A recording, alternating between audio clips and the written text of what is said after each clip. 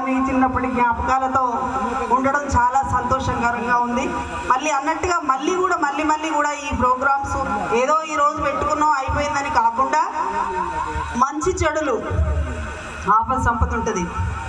ఎవరికి ఏమైనా కూడా గ్రూప్లో అందరు కూడా పెట్టేసి ఇన్ఫర్మేషన్ ఇస్తూ మనము మళ్ళీ కూడా మనం అందరం కూడా కలుసుకోవాలని నా యొక్క కోరిక.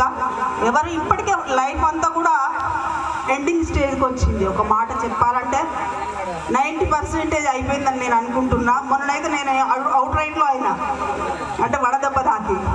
అంటే ఎవరు ఏ క్షణమో తెలియదు, ఏ క్షణమో జీవిత అంతం తెలియదు అన్నట్టుగా ఉన్నది. కాబట్టి మనము ఆరోగ్యంగా అందరం మరి రోజు వాట్సాప్ గ్రూప్లో కావచ్చు, పర్సనల్ కావచ్చు, మనం మాట్లాడుకుంటూ మనం ఉండాలని, అందరూ కూడా ఆరోగ్యంగా ఉండాలని ఆ దేవాది దేవుణ్ణి ప్రార్థిస్తూ నాకు ఈ యొక్క అవకాశాన్ని ఇచ్చినందుకు మీకు పేరు నా కృతజ్ఞతలు తెలియజేసుకుంటున్నాను.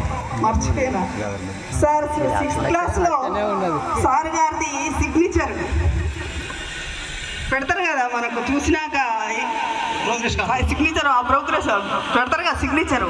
అయితే నేను తెలియక ఏం చేసిన, నాకు ఏం తెలుసు అప్పట్లో, నేను సార్ సైన్ మంచిగా ఉంటుంది. ఎట్లుంటుంది అంటే ఇట్లా ఉంటుంది, అది 3 ఎట్లుంటుంది, 3 ఇట్లా పెట్టారు కదా సార్, అదే కదా సార్ సిగ్నేచర్. నాకు ఇప్పటికీ గుర్తుంది. అది నేనేం చేసిన, సార్ కింద నేను పెట్టిన సిగ్నేచర్ ఇట్లా అని ఇట్లా పెట్టేసరికి ఎవర్రా ఇది, లేచి నిలబడండి, ఎవర్రా ఇది, నేను చూసేసరికి నేను స్టాండప్ అన్నాడు. నేను గడగడ అనుకుంటా లేచి ఏం చేసిండు, టేబుల్ ఎక్కించిండు నన్ను. అంటే సిగ్నేచర్ ఒకరికి పెట్టవద్దు అనేది మనకు తెలియదు. అయితే నేను జాబ్ చేస్తున్న సమయంలో ఇప్పటికీ నేను మామూలుగా జనరల్గా సిగ్నేచర్ పెట్టాల్సి వస్తుంది, గ్రూప్ లోన్స్ అవి ఇవ్వాలంటే. అప్పుడు నాకు అమ్మో మనం ఒకరి సిగ్నేచర్ మనం పొరపాటున కూడా పెట్టవద్దు అనేది ఒక దాన్ని ఎప్పటికీ సార్ గుర్తొస్తూ ఉంటారు. థ్యాంక్ యూ అనండి. థ్యాంక్ యూ పద్మ గారు, మీ అమూల్యమైన సందేశాన్ని ప్రజెంట్ చేసినందుకు.